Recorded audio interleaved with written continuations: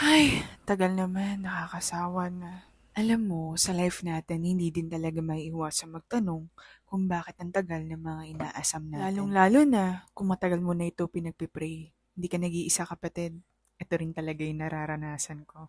Pero alam mo, na-realize ko na during the process of waiting, marami pala din talagang binabago sa akin, especially yung patience ko and attitude ko. Lalong-lalo na kapag may mga dumadating na mga problema.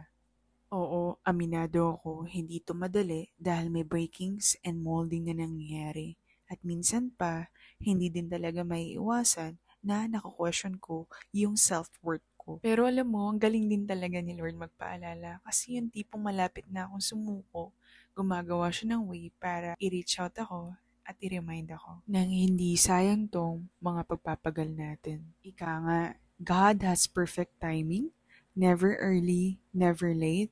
It takes a little patience and faith, but it's worth the wait. Kaya mga kapatid, isang mahigpit na yakap at sabay-sabay tayong kumapit kay Lord.